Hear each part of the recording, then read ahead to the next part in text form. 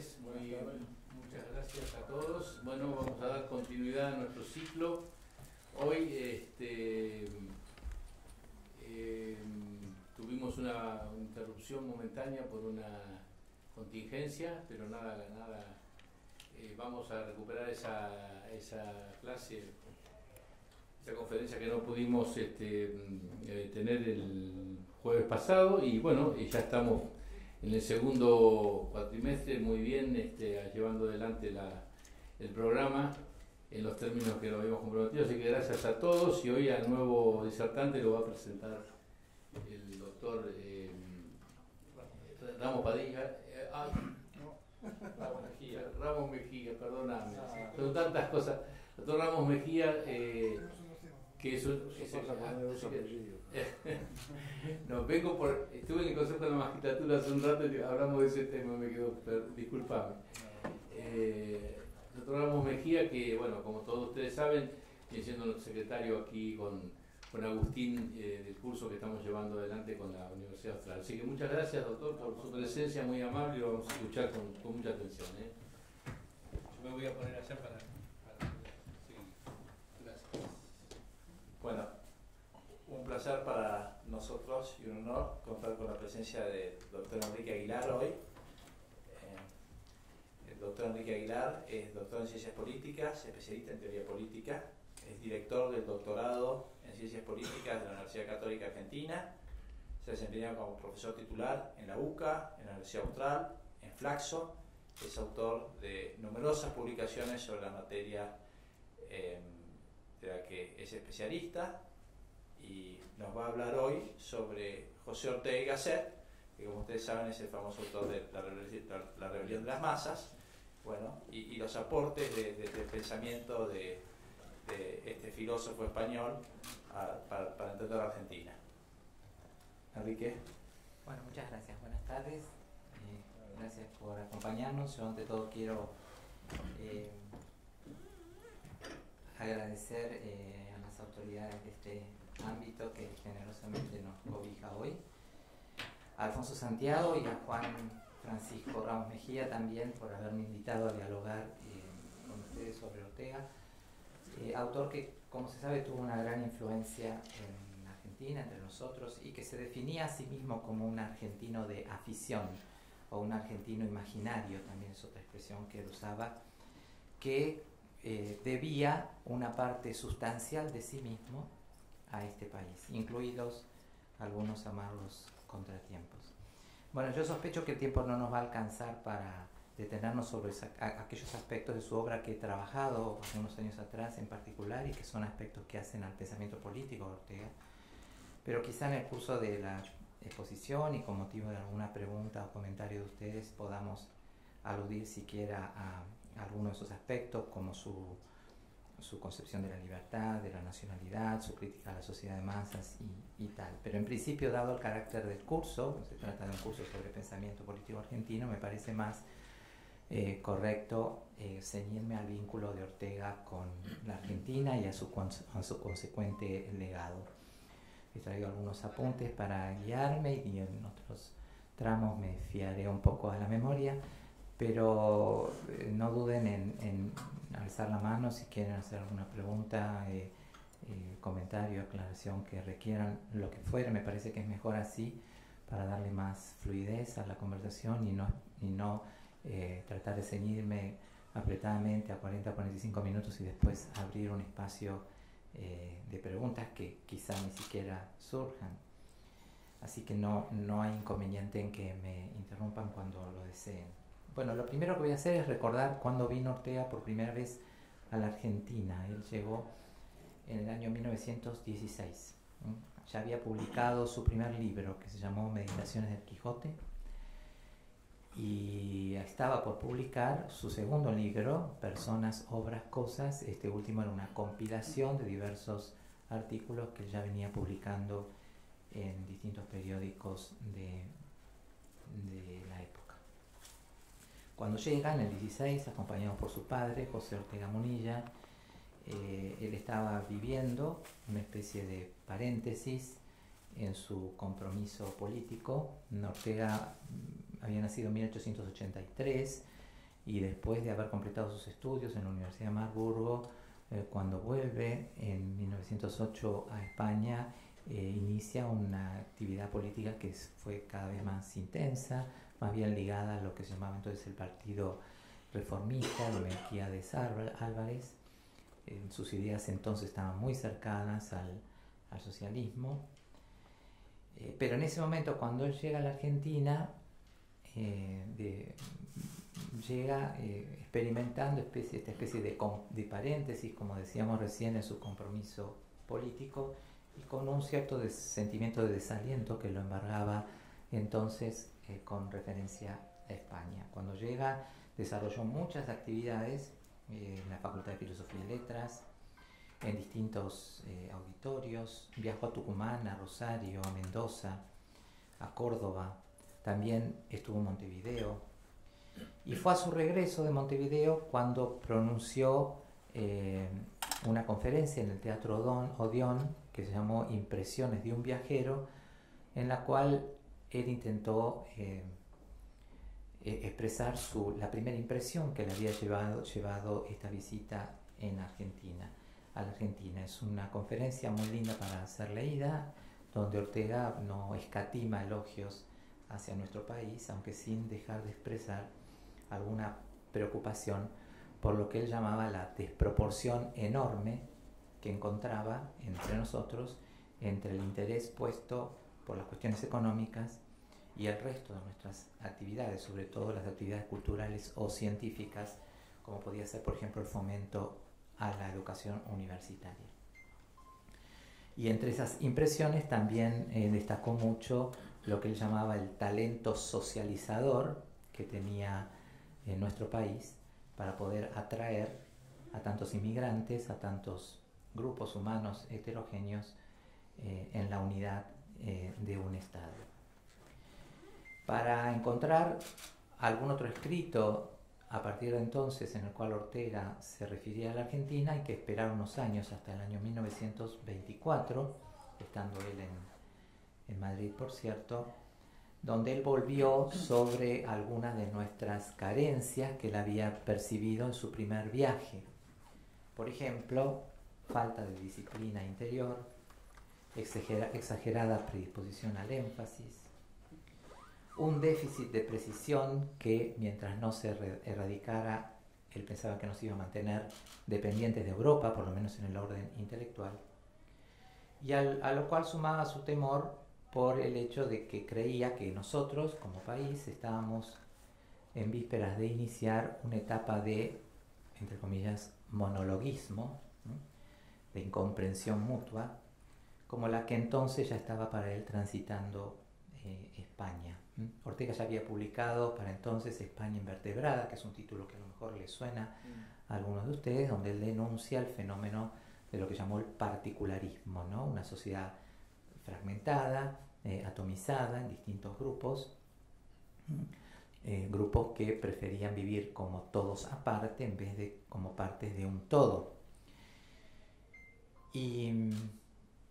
Y si el pensamiento es en esencia diálogo, si el pensamiento es en esencia afán de colaboración, a la agresión verbal permanente que él veía en España y a la agresión que, según las noticias que le llegaban de aquí, también existía por estos lares, él siempre opuso lo que llamaba la paz de la afirmación, es decir, la aserción serena de un hombre de ideas que hace de esa afirmación su auténtica ofensiva.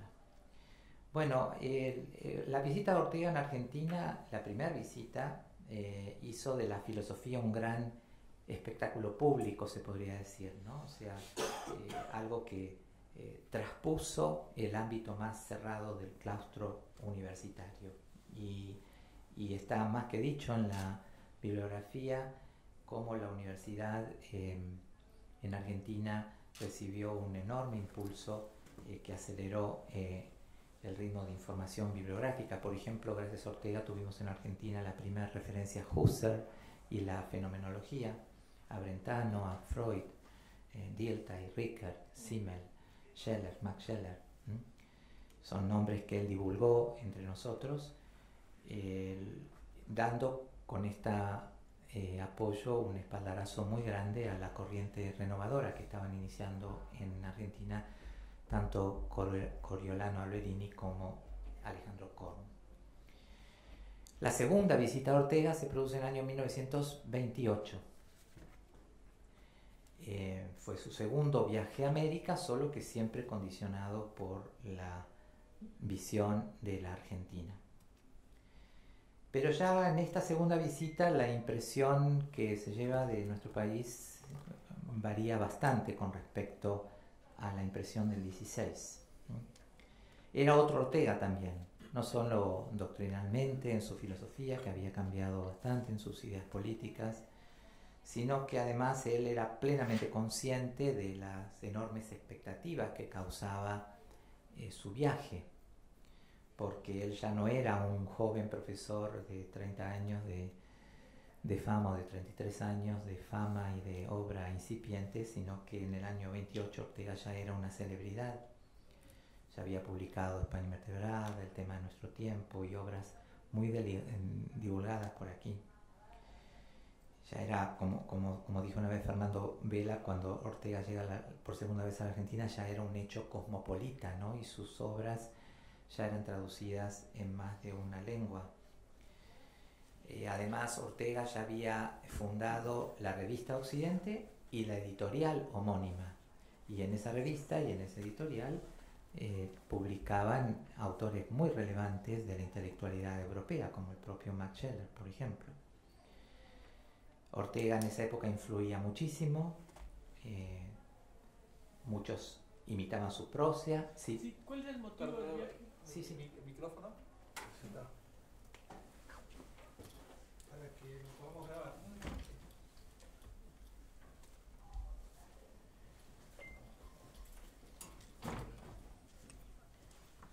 Para que quede en la grabación. Sí. Disculpe, el No. motivo del viaje no me quedó en claro, este segundo viaje a la Argentina. Fue invitado por, no me acuerdo si fue en este segundo viaje, fue invitado por la Institución Cultural Española o por la Sociedad Amigos del Arte.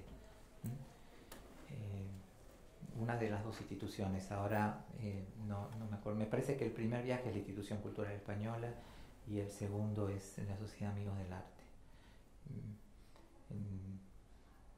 Creo que la dirigía entonces, o una de las personas que estaba en la organización era una gran amiga de él que se llamó Elena Sancinena de Lizalde, que le decían bebé Sancinena. O sea, vino con un propósito académico, digamos, invitado a dar conferencias y charlas. Además, en esa época Ortega ejercía un enorme ascendiente, digamos así, sobre muchas juventudes hispanoamericanas, no solamente de Argentina, de México. Ortega influía mucho en México, en Chile, en Bolivia, en Perú. Y sobre todo tuvo mucha importancia en la toma de conciencia generacional de esas juventudes a través de la obra El tema de nuestro tiempo, que se había publicado en 1923. Y ese Ortega es el que le da después un impulso muy renovado a lo que se podría llamar el ensayo nacional, ¿no? Pensemos posteriormente obras como El hombre que está solo y espera, de Escandinavio Ortiz, o La radiografía de la Pampa de Martínez Estrada, La cabeza de Goliat de Martínez Estrada, después Octavio Paz, El laberinto de la soledad. Son obras donde se advierte un poco ese impulso que le dio Ortega a un análisis más bien introspectivo de las respectivas realidades nacionales por parte de muchos intelectuales hispanoamericanos. Aprovecho para decir ya que lo acabo de nombrar, Octavio Paz, que uno de los textos más lindos y mejor escritos desde luego, pero más lindos, más significativos que se han escrito sobre Ortega, no en cuanto a estudio riguroso de su obra, sino cuanto a semblanza del personaje, lo escribió Octavio Paz, se lo recomiendo mucho, en una obra, está incluido en una obra que se llama Hombres en su siglo. Es un retrato realmente conmovedor. Pero claro, a partir del 28 y de las cosas que nos dijo en el 28, o que habría de escribir sobre nosotros como consecuencia de ese segundo viaje, Ortega pasó a ser, como lo llamó en su momento Ezequiel de Olazo, el profeta de nuestra decadencia. Yo tengo para mí que él tuvo el valor propio de los buenos amigos de censurar nuestros defectos, y sobre todo lo hizo en una obra que quizá alguno de ustedes conozca o haya leído, que se llama Intimidades. Intimidades es un texto que aparece en la saga El Espectador. El Espectador es una saga que él comienza a escribir en el año 16, cuando digamos, pone entre paréntesis su compromiso político, activo, participativo en España, y adopta otro tipo de compromiso, si se quiere, más expectante, la de un observador más imparcial de la situación política. Y escribe varios volúmenes del Espectador, el último creo que es en 1930. Bueno, en el contexto de esos volúmenes del Espectador hay un largo ensayo que se llama Intimidades, dedicado a la Argentina. Intimidades está dividido en dos partes. La primera parte se llama La Pampa Promesas y la segunda parte se llama El hombre a la defensiva. La Pampa Promesas es una semblanza que él hace de la Argentina, y El hombre a la defensiva es una semblanza que hace del argentino medio varón, porque a la mujer argentina le dedica otro texto después, que en realidad fue una conferencia radiofónica que se llamó Meditación de la Criolla. Pero bueno, con este ensayo, La Pampa Promesas, en sus dos secciones, yo creo que él tocó una zona muy sensible y enferma, y es lo único que me parece que explica la andanada de crítica que ese ensayo suscitó. Quiero hacerles, aunque sea una cita de ese ensayo, cuando Ortega dice: la Pampa promete, promete, promete, hace desde el horizonte inagotables ademanes de abundancia y concesión. Todo vive aquí de lejanías y desde lejanías. Casi nadie está donde está, sino por delante de sí mismo, muy adelante en el horizonte de sí mismo, y desde allí gobierna y ejecuta su vida de aquí, la real, la presente y la efectiva. Claro, ese futurismo de cada cual, ¿no? Ese no mirarse desde aquí, sino desde lo que uno se proyecta, es peligroso, porque muchas veces esas promesas que uno tiene de sí mismo no se cumplen, y entonces nuestra vida queda como mutilada, ¿no? Rota de toda comunicación con ese proyecto inverosímil de nosotros mismos que nos habíamos trazado, ¿no? Y entonces él decía que en el contacto con personas mayores de edad había notado con frecuencia cómo al llegar a la vejez y mirar hacia atrás, esos hombres no encontraban su vida, su verdadera vida, que no había pasado por ellos, sino solamente la huella dolorida y romántica de una existencia que no existió. Por eso la metáfora de la Pampa Promesas, ¿no? La Pampa promete, promete, promete, pero bueno, es parte del problema, ¿no? No quiero entrar ahora en detalles ni irme por las ramas, pero ustedes habrán escuchado alguna vez la frase "yo soy yo y mi circunstancia", ¿no? Mal citada en realidad, porque la parte más significativa de la frase viene después. Ortega es de las Meditaciones de Quijote: yo soy yo y mi circunstancia, y si no la salvo a ella, no me salvo yo. Esa frase es un poco difícil de entender así dicha, pero se entiende mejor desde el Ortega de madurez, y uno desde el Ortega de madurez uno puede intercambiar algunas palabras, y en vez de decir yo soy yo, mi circunstancia, puede decir que la vida de cada uno de nosotros, que es la realidad radical, puesto que todas las demás realidades, por sublimes que sean, se radican en nuestra vida, para que yo las pueda conocer, sentir. La vida de cada uno de nosotros, para Ortega, es un compuesto de dos cosas: la circunstancia y la decisión. Circunstancia y decisión son los dos elementos de que se compone la vida. Si ustedes transportan estas dos palabras a la fórmula anterior, queda dicho así: yo, es decir, mi vida, está compuesta de mi decisión, el segundo yo de la primera fórmula, y mi circunstancia. La vida me es dada, pero no me es dada hecha, yo tengo que hacérmela. Y a la hora de hacer mi vida tengo que tomar decisiones, algunas irrelevantes y otras muy importantes, la principal de las cuales tiene que ver con la vocación. Y bueno, y ahí la cosa se complica cuando a la hora de elegir mi vocación yo vuelo demasiado alto, porque si no soy consciente de la distancia que media entre lo que soy ahora y lo que pretendo ser, y del esfuerzo que requiere recorrer todo ese camino, lo más factible es que cuando llegue a la vejez y mire atrás, encuentre solamente la huella dolorida y romántica de una existencia que no existió. Eso en cuanto a la Argentina, muy sucintamente dicho. Y en cuanto al argentino, en el ensayo El hombre a la defensiva, Ortega admitía, bueno, primero eso, lo que da título al ensayo, que el argentino medio era un hombre a la defensiva, ¿no? Es un rasgo que de entrada para él excluía la cordialidad en el trato.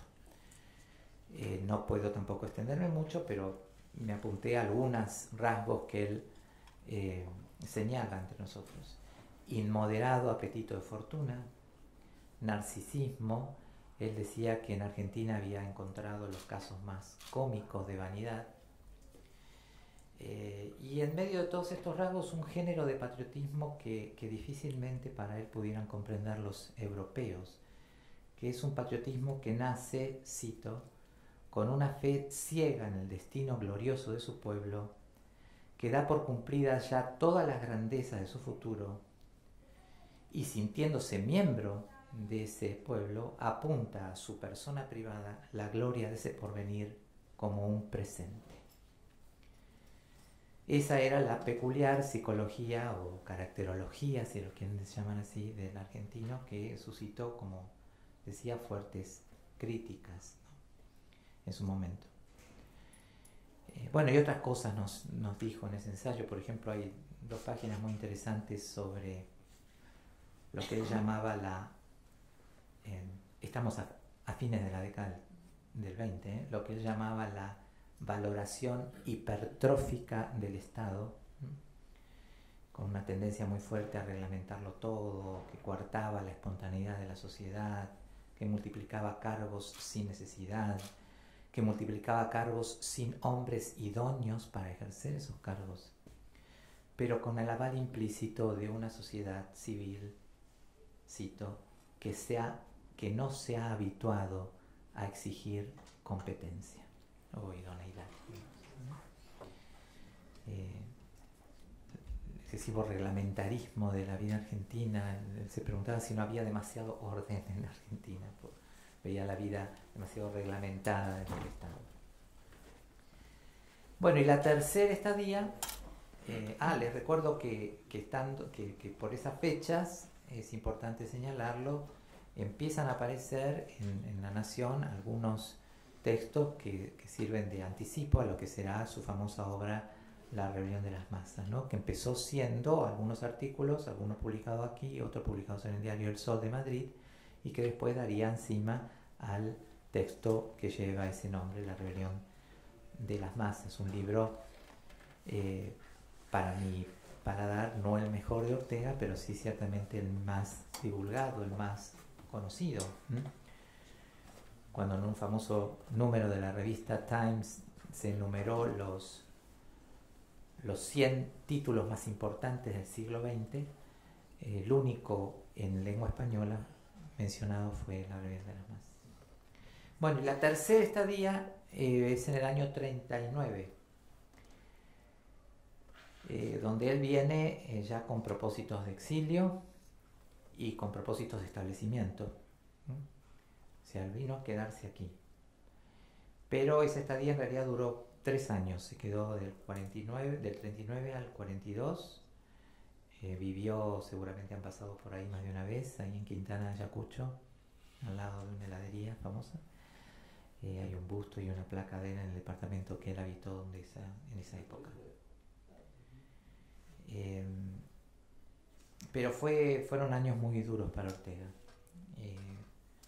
No solamente porque él fue víctima de un magro reconocimiento público, muchos contratiempos, malhumores, mezquindades, grandes decepciones. Un sufrimiento que no solamente fue moral, sino también físico. Casi había perdido la vida poco tiempo antes en una operación muy complicada, creo que en París. Por ejemplo, a una amiga de él aquí, a María Elena Ramos Mejía, no sé si será pariente tuya, Juan, él le habló en una carta de la nulidad de su vida argentina en este lapso. A otra amiga, Carmen Gándara, le dijo: mi vida aquí no tiene historia posible porque es la suspensión total de una vida. Y a Victorio Campo, pronto van a ser publicada la correspondencia completa entre Victoria y Ortega, porque lo que se ha publicado hasta ahora son algunas cartas nada más. Y a Victorio Campo le dirá: puedo decirte que sin posible comparación atravieso la etapa más dura de mi vida. Bueno, muchos factores concurrían para esto. Yo creo que uno puede haber sido su silencio en torno a la guerra civil, que provocó la hostilidad de unos y otros. Yo creo que ese silencio en parte puede ser leído como una declaración pública, pero fue más bien interpretado como un silencio. Además fue víctima en esa época de la piratería editorial, no solamente acá en Argentina, sino en Chile, que le editaban sus libros clandestinamente y él no recibía un peso. Él tenía que recibir acá ayuda económica, entre otros de Victoria, que lo ayudó mucho.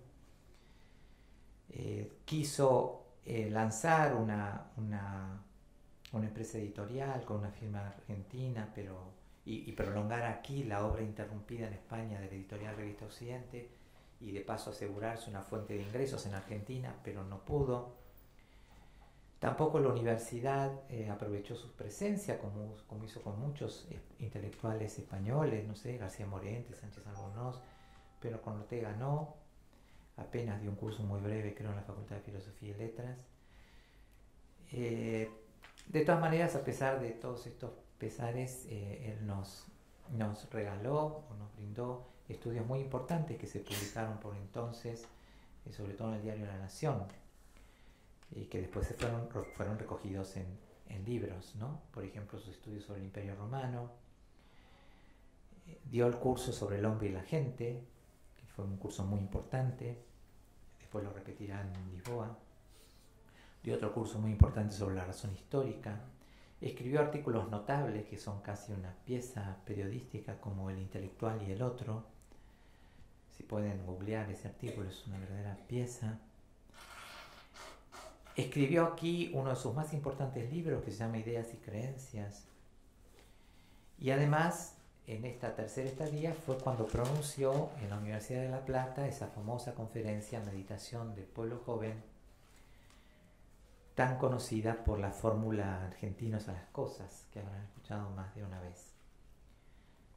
Pongo en contexto en el párrafo correspondiente esa fórmula.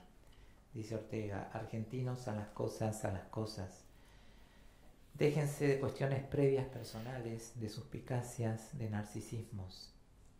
No presumen ustedes el brinco magnífico que dará este país el día que sus hombres se resuelvan de una vez, bravamente, a abrirse el pecho a las cosas, a ocuparse y preocuparse de ellas directamente y sin más, en vez de vivir a la defensiva, en vez de tener trabadas y paralizadas sus potencias espirituales, que son egregias, su curiosidad, su perspicacia, su claridad mental, secuestradas por los complejos de lo personal.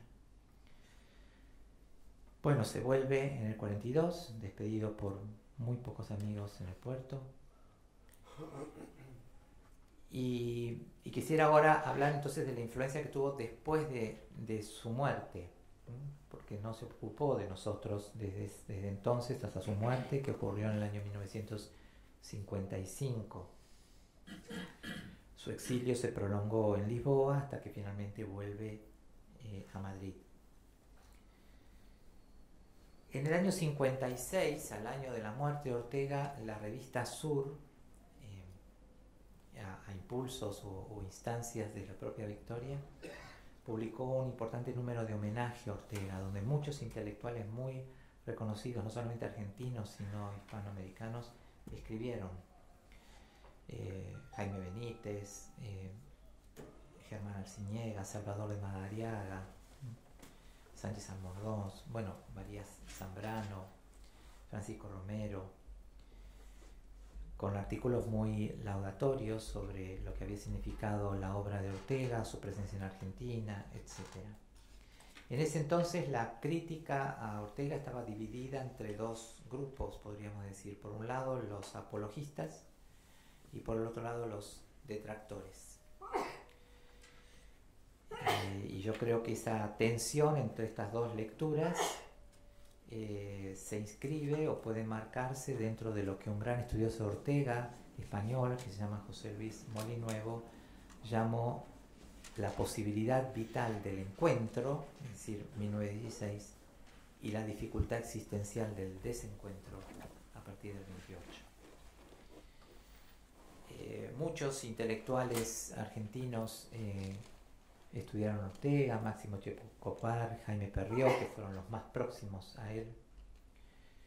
También Arturo García Estrada, León Duhovne, José Edmundo Clemente, Eugenio Pucciarelli, desde la filosofía, José Luis de Imas, Juan Carlos Agulla, desde la sociología, Mario Justo López, Gerardo Ancarola, Mariano Rondona, desde las ciencias políticas.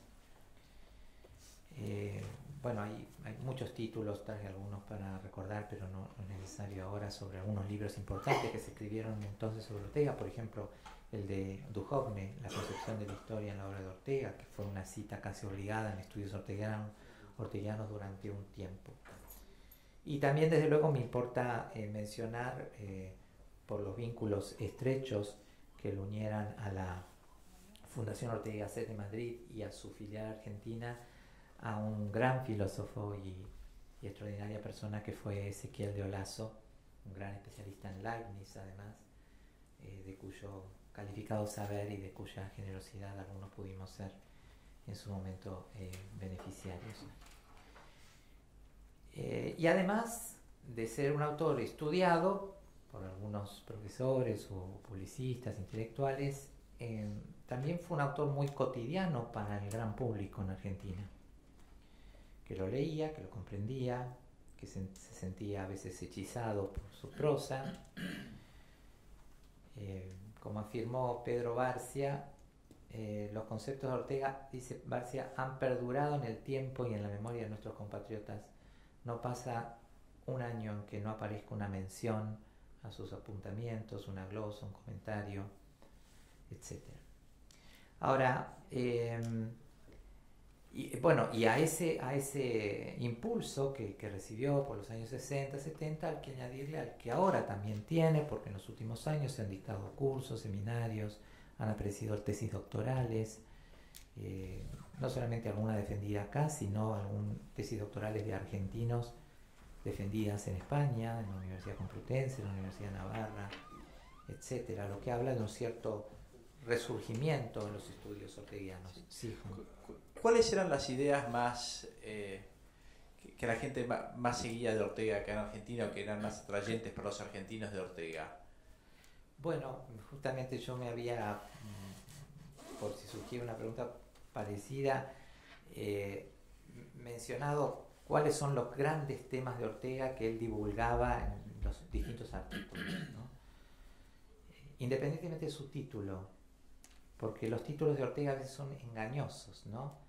Pone un título, no sé, del Imperio Romano y resulta que buena parte del texto está dedicado a definir qué cosa sea el liberalismo, por ejemplo.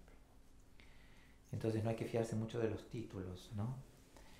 Y además, quien lee Ortega debe leerlo con detenimiento. Ortega es un pensador muy difícil, pero justamente por su claridad, porque uno se deja llevar, escribe claro, a veces abusa de las metáforas, etc., pero uno se está perdiendo, a lo mejor por leerlo rápido, afirmaciones bastante importantes. Entonces, ¿qué ideas él divulgaba recurrentemente aquí, en sus escritos, en distintos auditorios y en distintos, y bajo distintos títulos? Bueno, una que es omnipresente y es que la vida humana, a la que ya me referí, la vida de cada uno de nosotros, que está compuesta por lo que nos es dado, la circunstancia y lo que nosotros tenemos que poner, que es la decisión personal. Que la vida humana es en esencia drama, no tragedia. Acá no tengo tiempo de hablar en sus polémicas con Unamuno, pero quien había escrito El sentimiento trágico de la vida. Para Ortega la vida es drama, ¿no? Y es decir, es final abierto. Y los protagonistas de ese drama somos nosotros.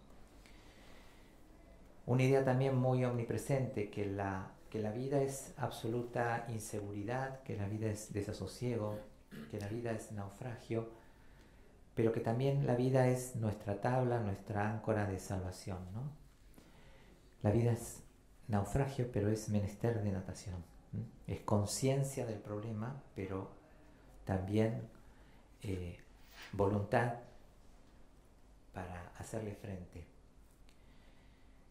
Que la vida es actualidad, un tema muy recurrente en Ortega. O sea, Ortega decía que se vive aquí y ahora, ¿no?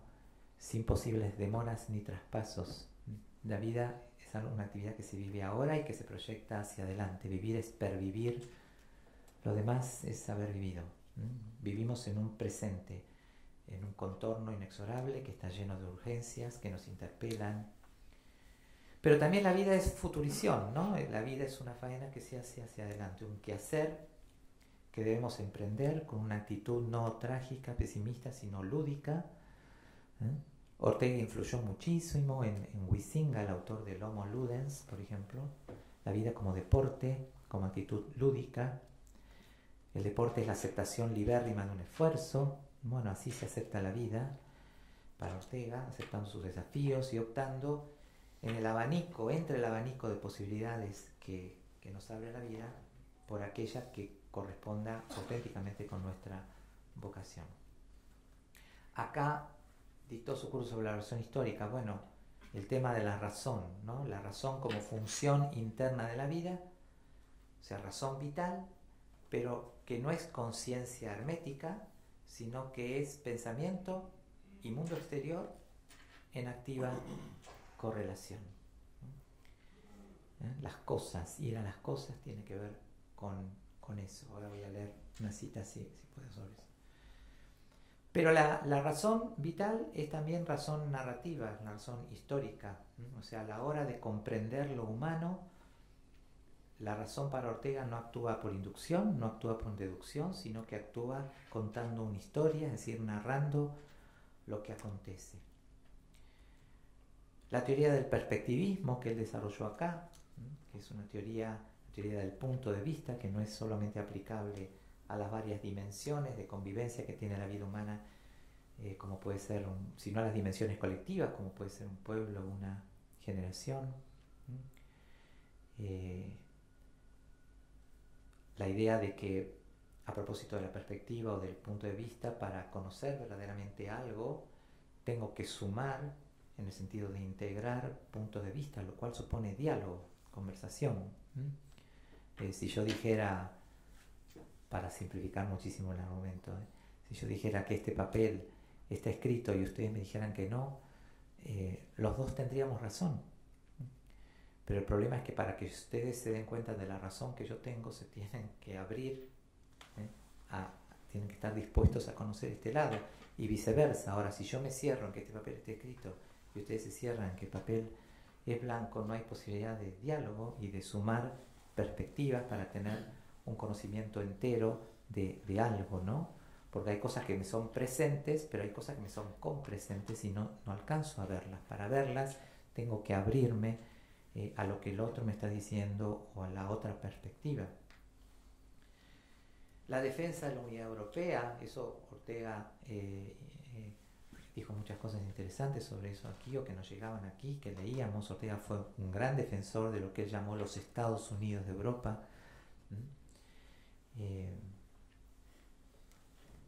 Un paréntesis, Ortega se veía venir el conflicto no solamente a escala europea, sino el conflicto nacional, y por eso buscaba soluciones superadoras, ¿no?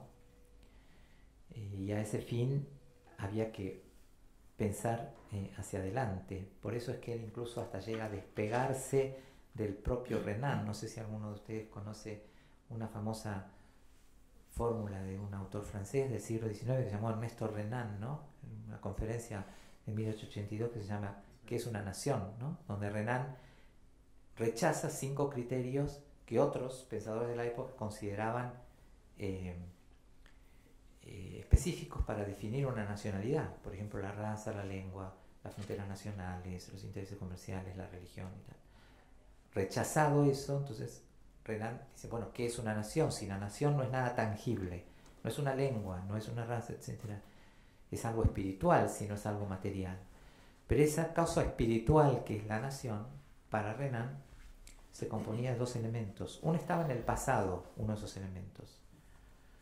El ayer, nuestros ancestros, los dolores compartidos, el sufrimiento en común. El dolor une más que la alegría, ¿no? Los duelos en la vida de un país para Renan deberían por lo menos valer más que los triunfos a la hora de unir voluntades, de aunarlas.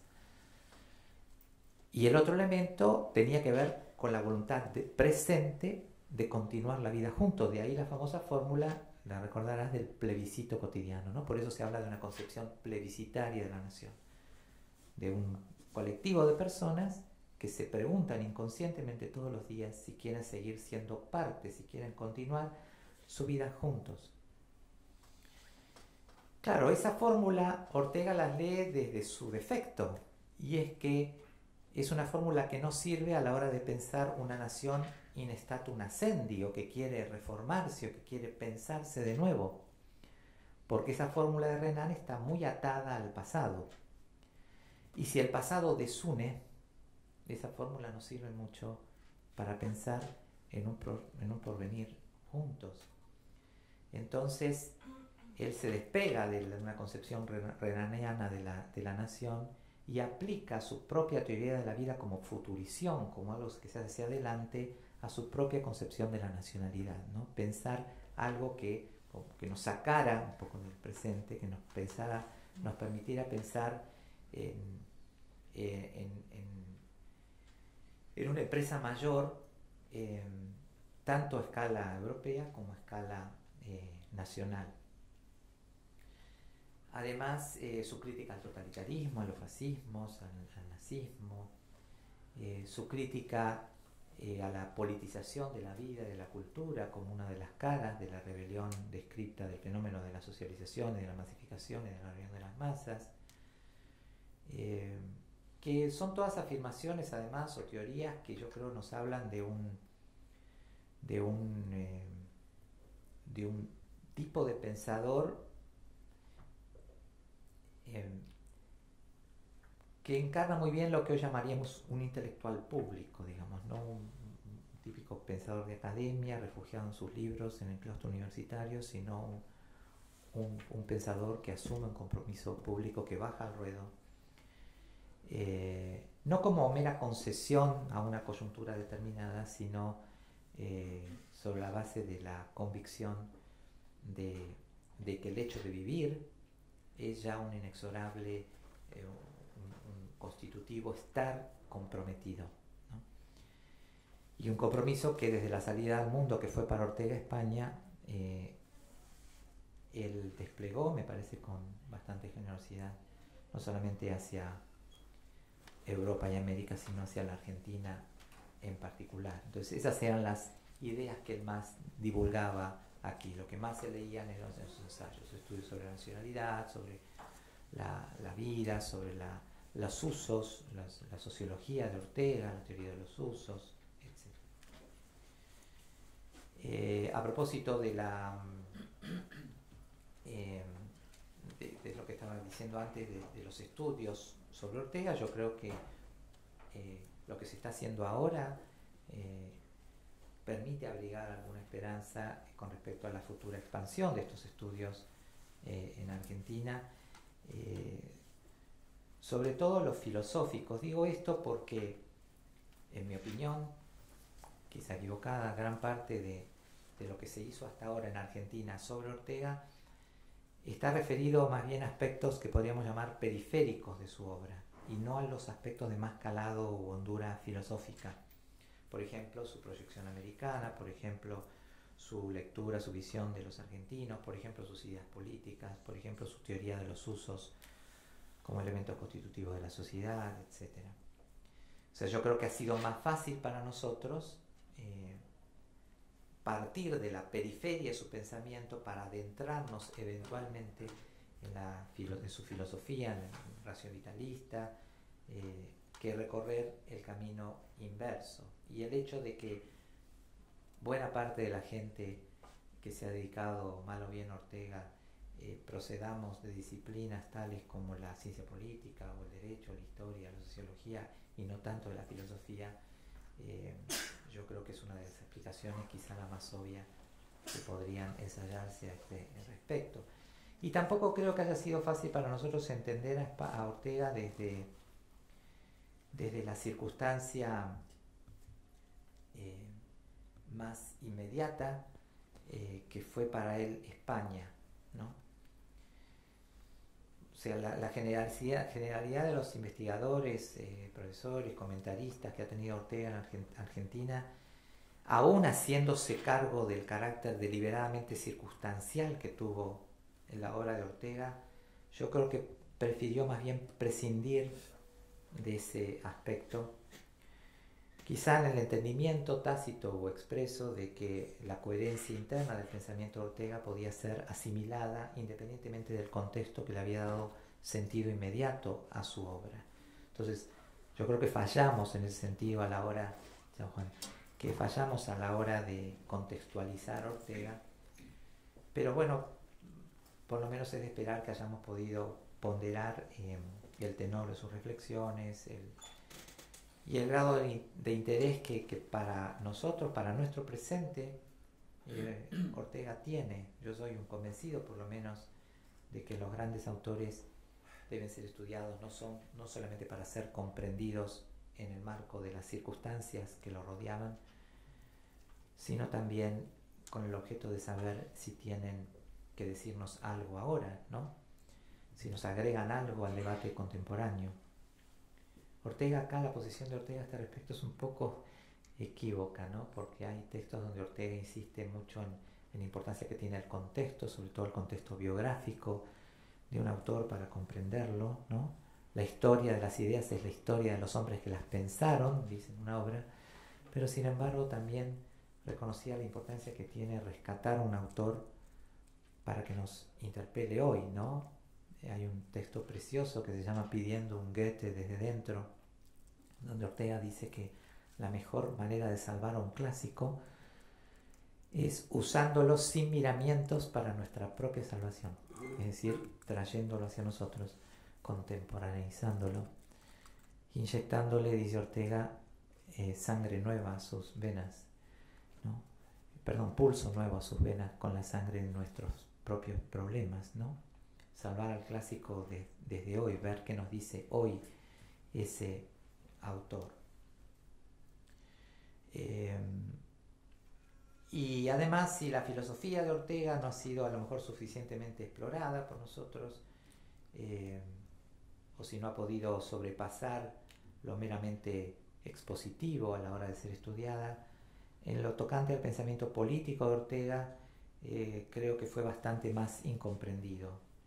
Y no solamente desde la izquierda intelectual, que lo juzgó como un pensador del establishment, o incluso hasta filofascista. Por ejemplo, un autor que se llama Patricio Canto, en una obra llamada El caso Ortega-Gasset, que es de los años 50, fines de los 50.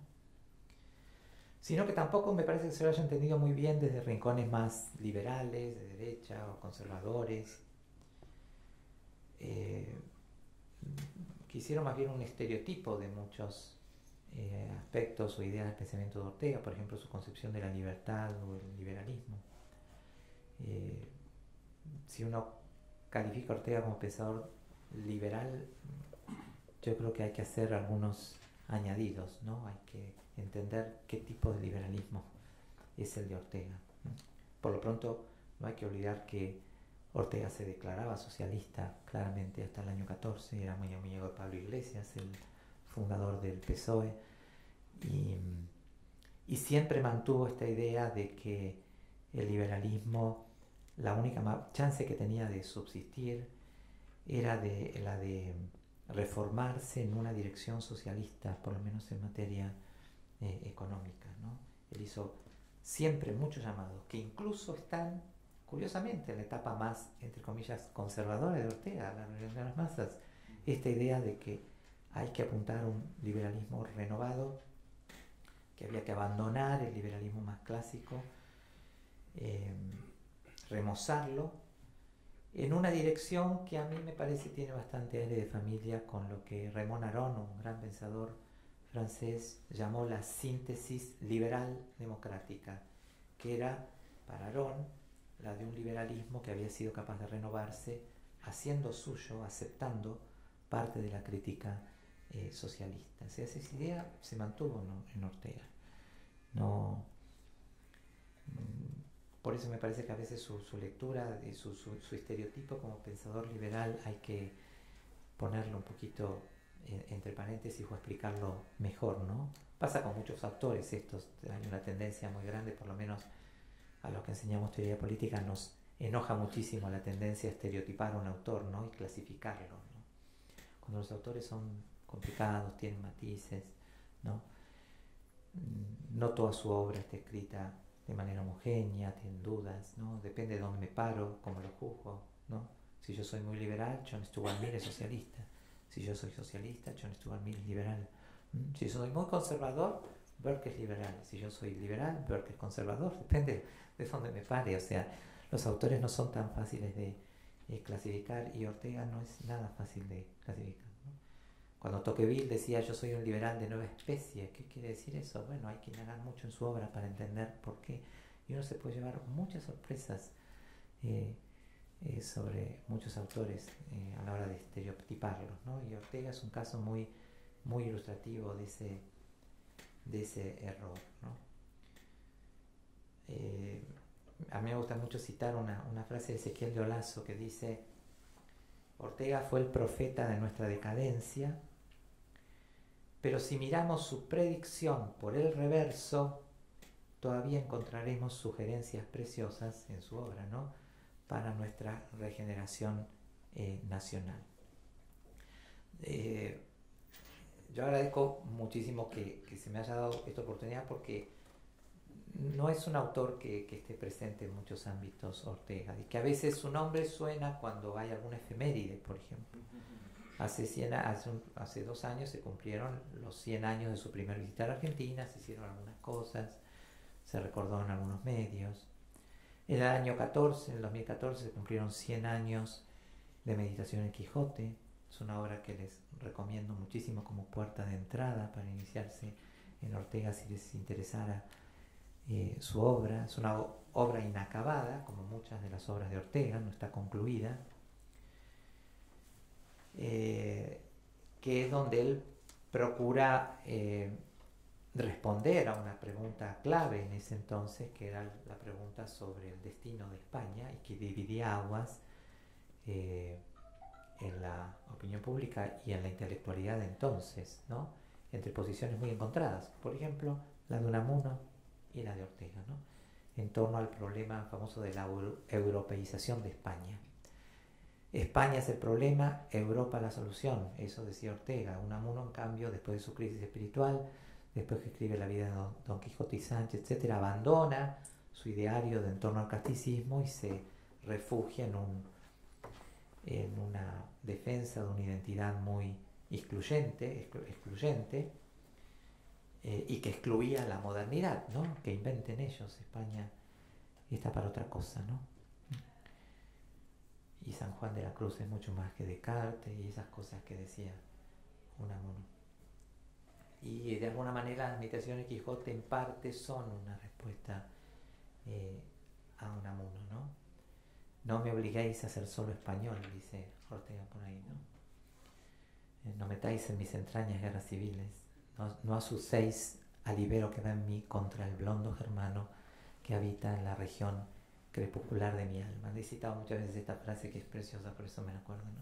Yo aspiro a poner paz entre mis hombres interiores y los empujo hacia una colaboración, ¿no? no asuséis al ibero que va en mí contra el blondo germano. Claro, él se había educado en Alemania y él quería traer ciencia y decir ciencia en el año 14-15 era decir ciencia alemana a España, que se abriera España a la ciencia. Entonces, de alguna manera, el método que él intenta en las meditaciones de Quijote es el de las salvaciones, ¿no? Salvar la circunstancia.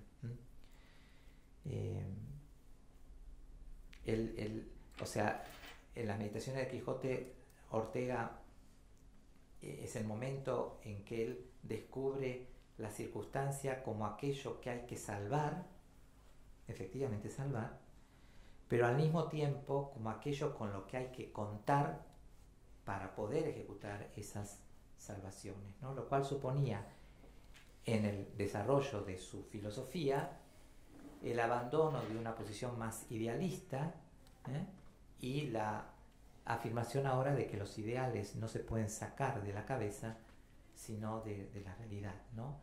De ahí la metáfora de los dos mundos que él usa en uno de los pasajes más lindos de las meditaciones a propósito del relato del maese Pedro en el Quijote, ¿no? Porque las dos miradas estaban equivocadas. La del caballero que confunde el mito de que se cuenta en el retablo con la realidad, y la mirada del ventero, el dueño del hospedaje, que solamente ve los muñecos, como los títeres, ¿no? Sí, por favor. No, nada,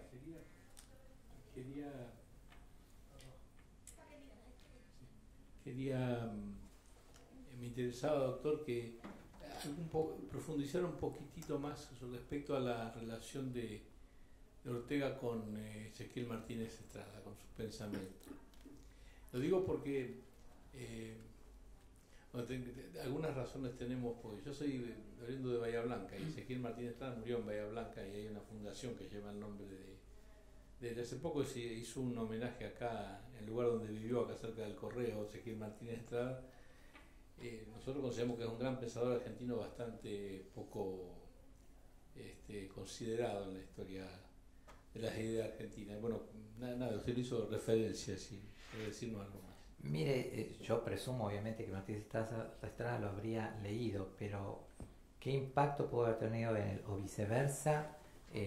No lo sé. Yo sí solo puedo contarle algo que lo va a decepcionar, y que es una infidencia que la puedo contar porque está contada, está publicada.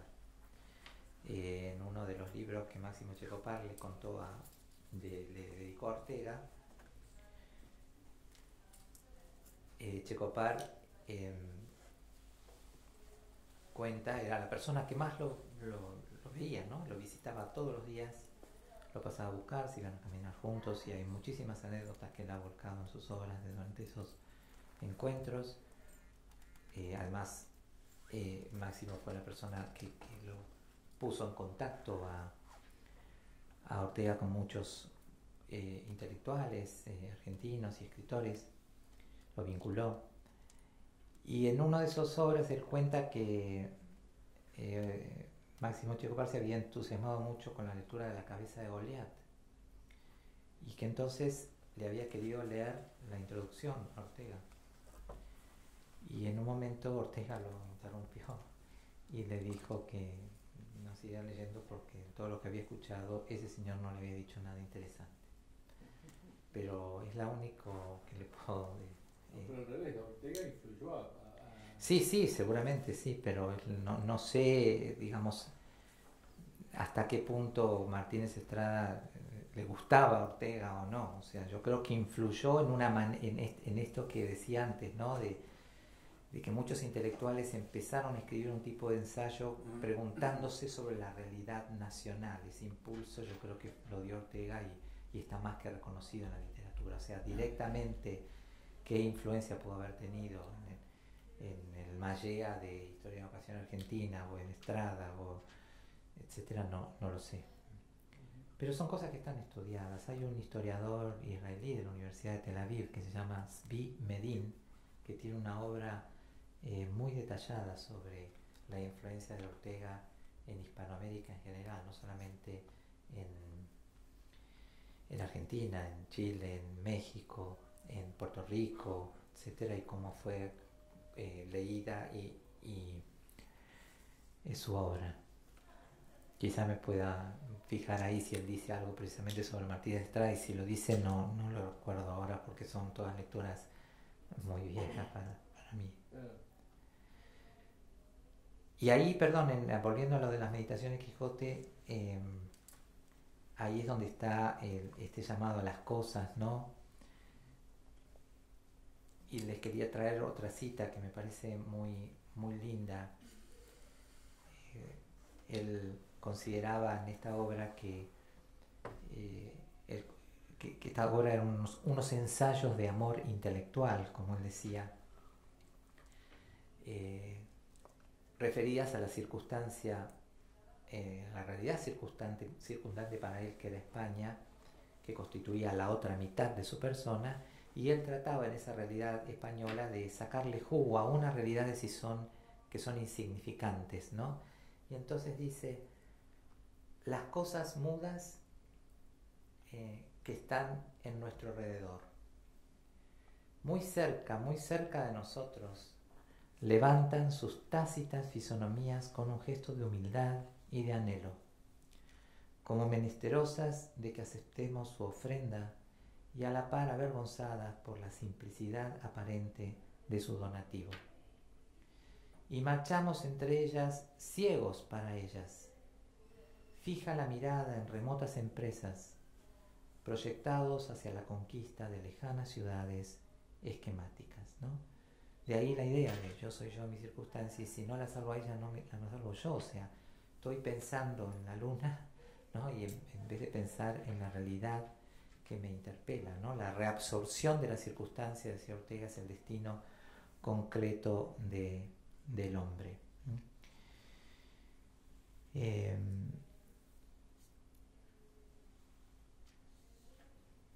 acá te había traído la cita a propósito de Unamuno, que ya les hice, ¿no? Esta de no me obligáis a ser solo español.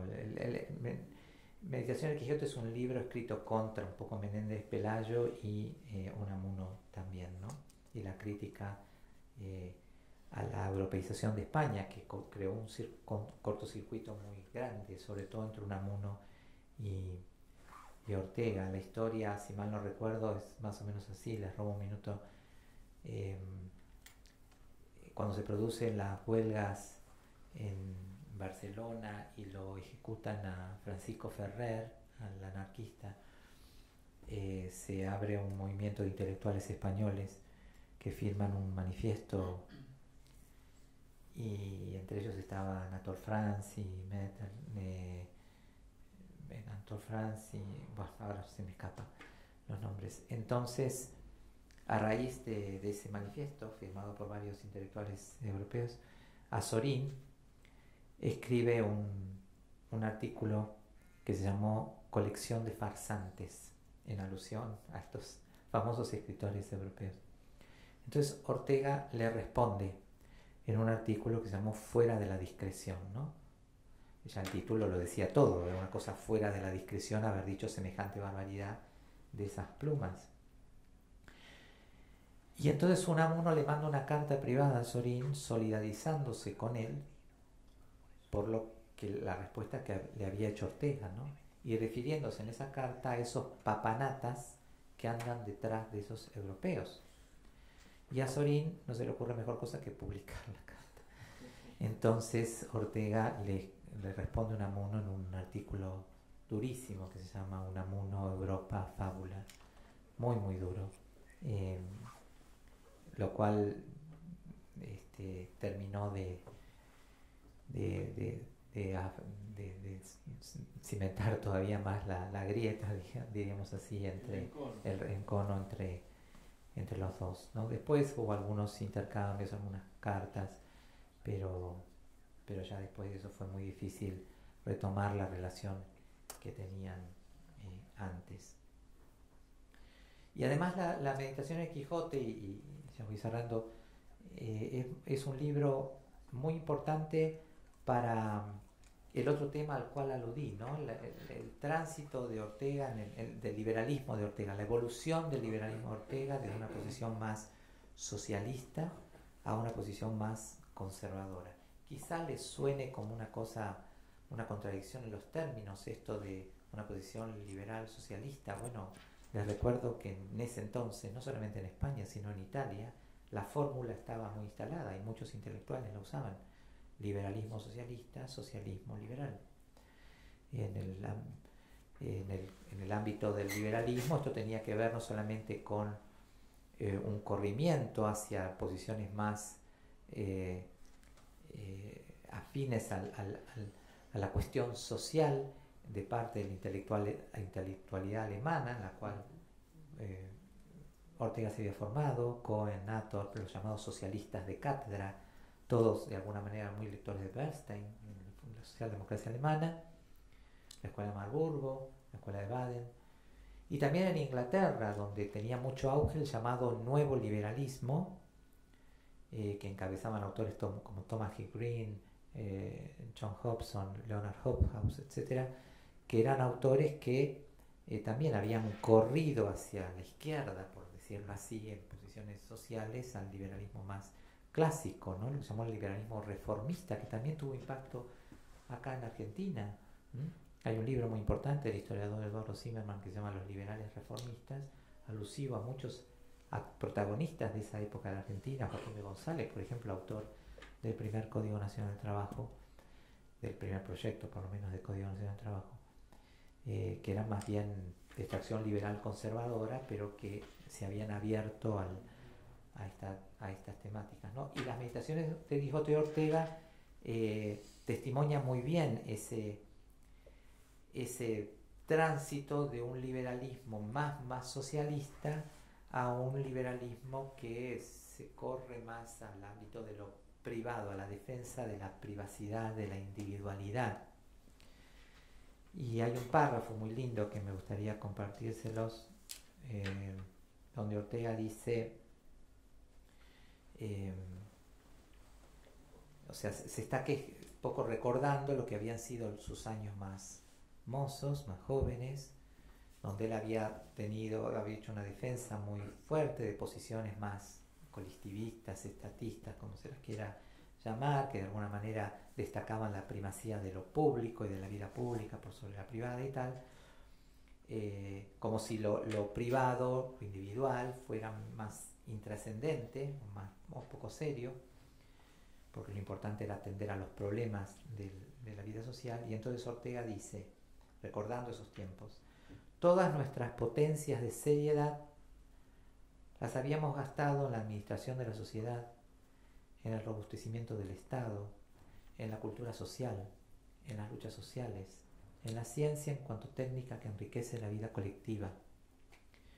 Nos hubiera parecido frívolo dedicar una parte de nuestras mejores energías, y no solamente los residuos, a organizar en torno nuestro la amistad, a construir un amor perfecto, a ver en el goce de las cosas una dimensión de la vida que merece ser cultivada con procedimientos superiores.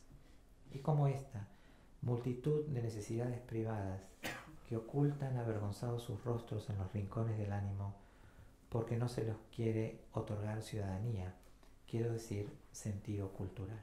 Este llamado a un cierto repliegue, después de un fuerte compromiso participativo de él y político, tiene que ver con estos años del espectador, digamos. Y hay que esperar hasta el año 1929 para que Ortega retome su actividad política fuertemente, funde un partido político junto con Gregorio Marañón y el poeta Antonio Machado, que se llamó Agrupación al Servicio de la República, que incluso lo llevó a las Cortes. Él fue diputado durante unos años durante la República de la cual él es uno de los causantes, con un artículo que es otra joya periodística enormemente influyente, que escribe en el año 29, que se llamó El error Berenguer, que es un artículo que Ortega escribe cuando se muere José Antonio Primo de Rivera y el rey,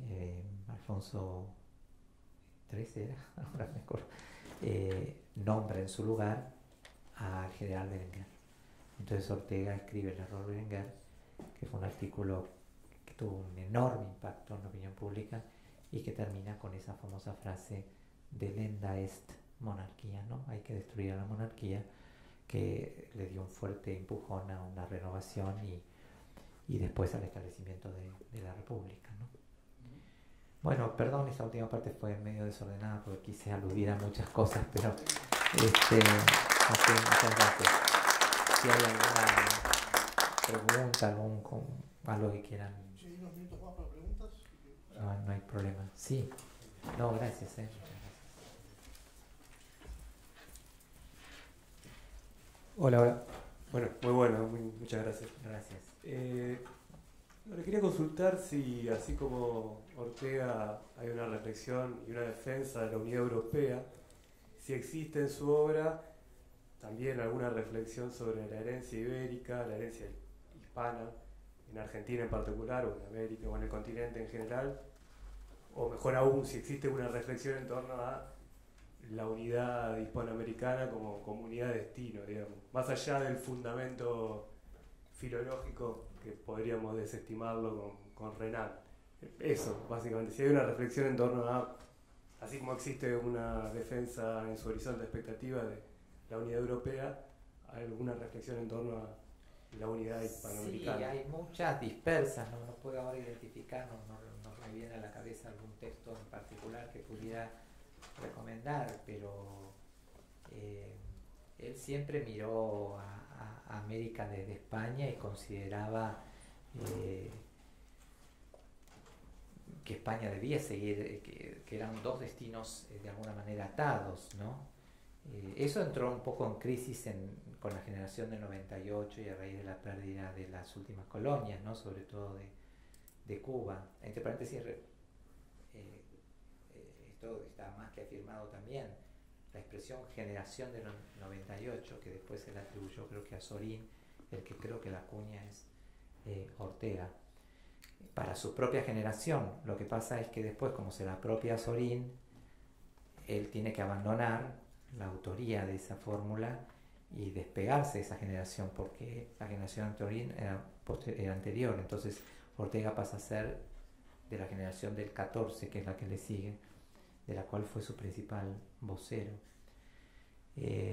Pero esta idea de los destinos de América que no debían romperse con España, hay muchas alusiones, pero ahora estrictamente un texto no me puedo acordar, así como me vienen a la mente los textos clave donde él desarrolla la idea de la nacionalidad, que son 3, España invertebrada, la segunda parte de Rebelión de las Masas, y una conferencia que dictó en Alemania en 1949 que se llamó Meditación de Europa. No me viene ahora a la mente algún texto que te podría recomendar sobre eso, pero posiblemente en España invertebrada haya bastante sobre el común destino de Hispanoamérica, pero no te lo podría asegurar, perdón.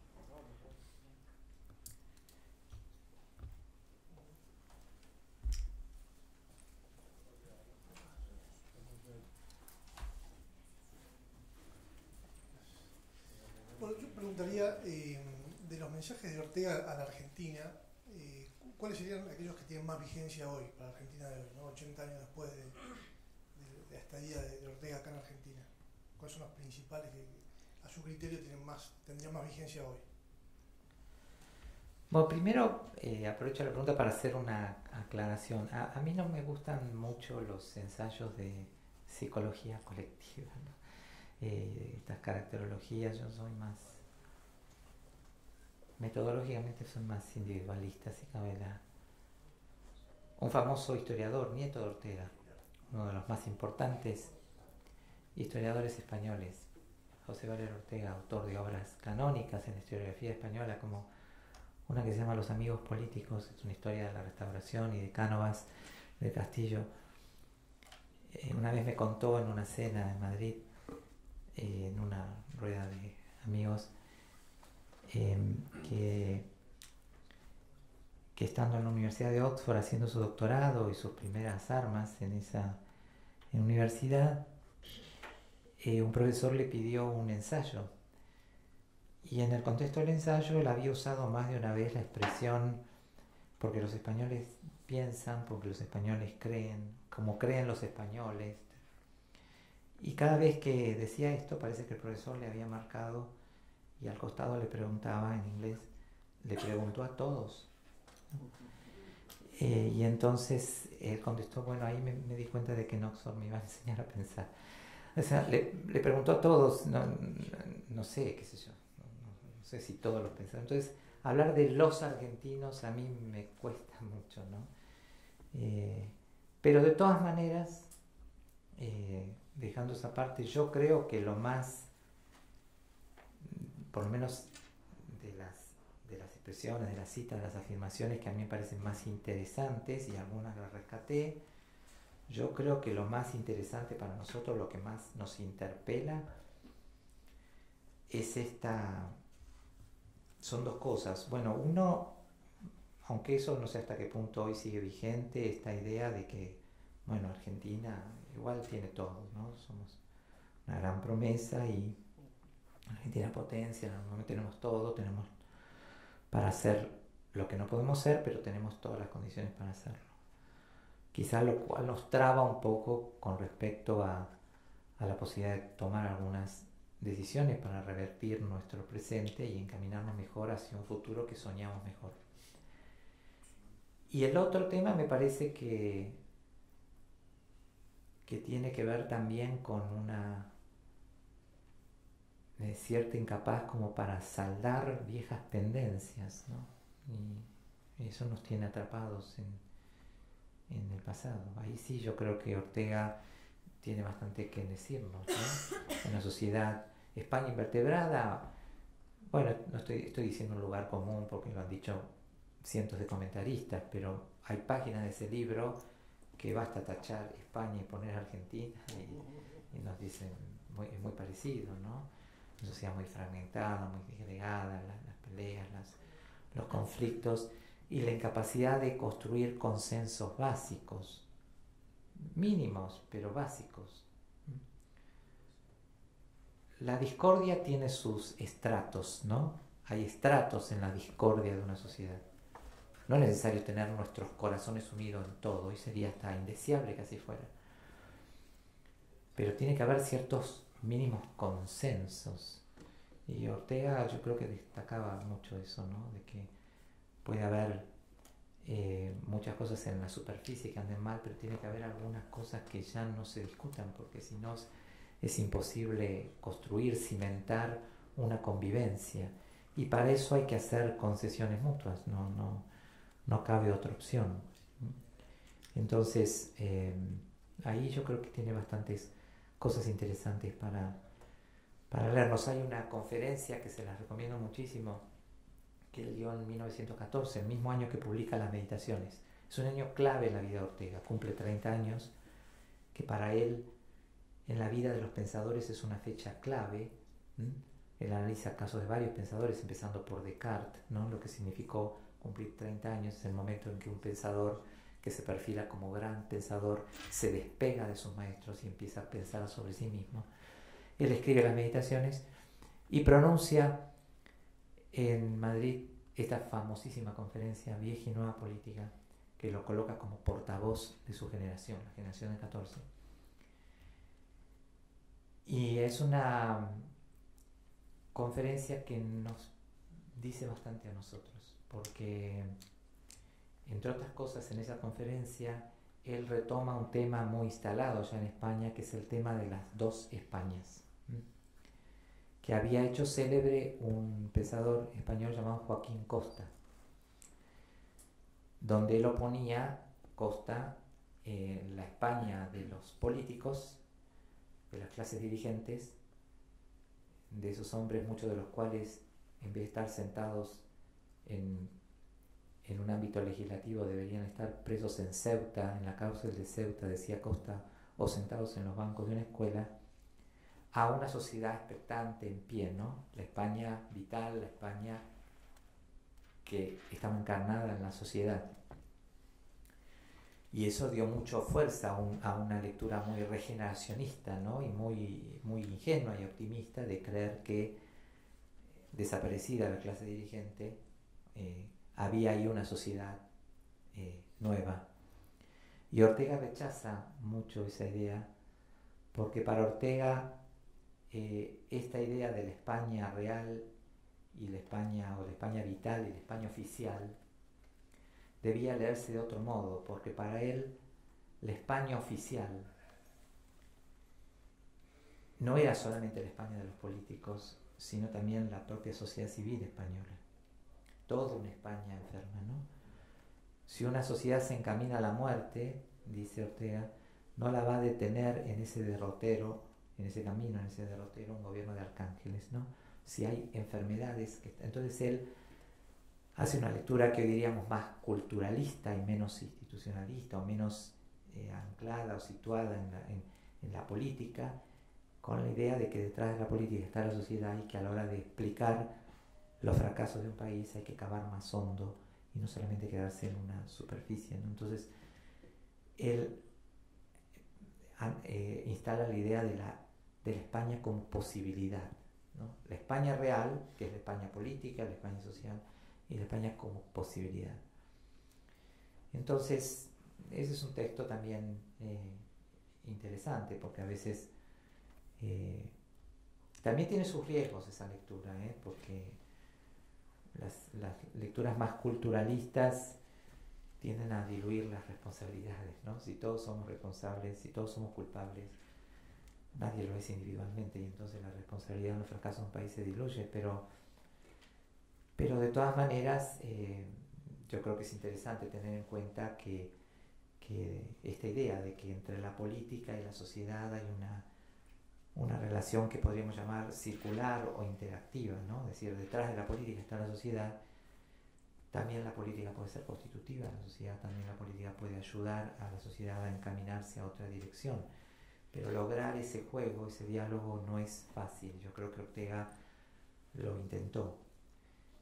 Por eso creó la Liga de Educación Política Española, que fue un intento fracasado, como muchos otros de Ortega, porque él quería intentar una nueva cultura política en España que sirviera para dar sustento a nuevas instituciones, ¿no?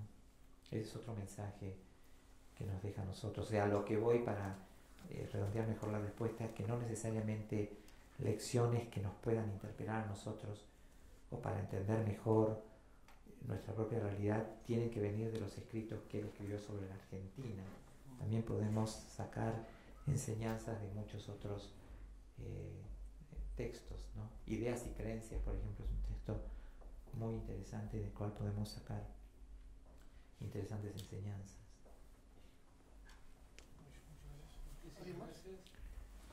Bueno, gracias, muchas gracias.